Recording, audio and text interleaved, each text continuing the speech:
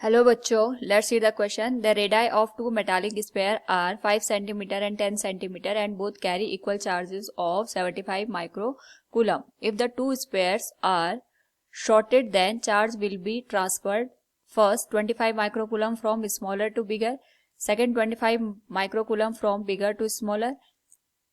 Third, 50 microcoulomb from smaller to bigger. And fourth, 50 microcoulomb from bigger to smaller. Now, to answer this question, first, we will discuss here the key concept, and here the key concept will be potential of a spherical body which is given as V equals K into Q divided by R. R is the radius of the sphere, Q is the charge on the given sphere.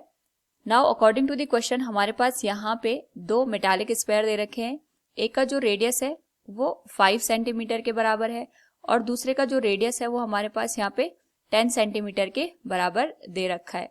Now यहाँ पे according to the question दोनों पे same charge carry कर रहे हैं. 75 microcoulomb इस पे भी है और 75 माइक्रोकूलम का चार्ज दूसरे स्फीयर पे भी है. इस पे चार्ज Q1 मान लेते हैं, इस पे चार्ज Q2. तो जो टोटल Q1 प्लस Q2 की वैल्यू है that will be 75 plus 75 microcoulomb, that will become 150 microcoulomb के बराबर.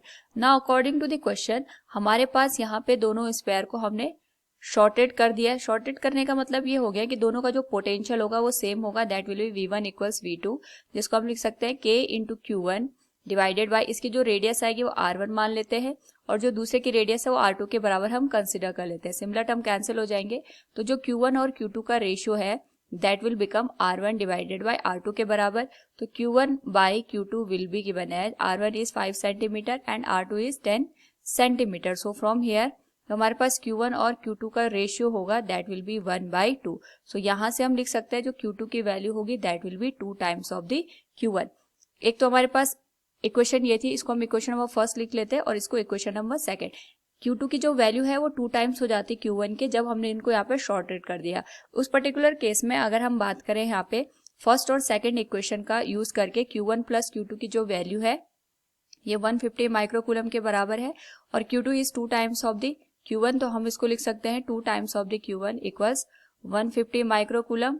ये हो जाएगा 3 times of the Q1 that is 150 microcoulomb और Q1 की वैल्यू हो जाएगी यहाँ से 50 माइक्रोकूलम के बराबर. अगर Q1 की वैल्यू 50 माइक्रोकूलम हो गई तो हमारे पास यहाँ पे जो Q2 की वैल्यू होगी ये हो जाएगी यहाँ पे 150 माइनस 50 दैट इज 100 माइक्रोकूलम के बराबर. तो हमारे पास पहले जो Q1 की वैल्यू थी ये 75 माइक्रोकूलम थी और यहाँ पे जो Q2 की वैल्यू थी ये भी 75 माइक्रोकूलम है. लेकिन अब Q1 की वैल्यू यहाँ पे 50 माइक्रोकूलम हो गई, यानी इस पे जो चार्ज है वो रिड्यूस हो गया. तो इस पे 25 माइक्रोकूलम का चार्ज वो कम हो गया है. और इसी तरीके से जो Q2 है अगर हम इसकी बात करें तो इस पे यहाँ पे पहले 75 माइक्रोकूलम का चार्ज था, अब 100 माइक्रोकूलम का हो गया, यानी 25 माइक्रोकूलम का चार्ज इसके ऊपर ज्यादा आ गया. तो ये जो चार्ज इसको मिला है ये स्मॉलर स्फीयर से मिला है. So we can say here कि यहाँ पे जो 25 माइक्रोकूलम का चार्ज होगा that will transfer from smaller to bigger sphere. यहाँ पे 25 माइक्रोकूलम का जो चार्ज होगा वो ट्रांसफर होगा. So from the given question अगर हम बात करें यहाँ पे वी कैन से हियर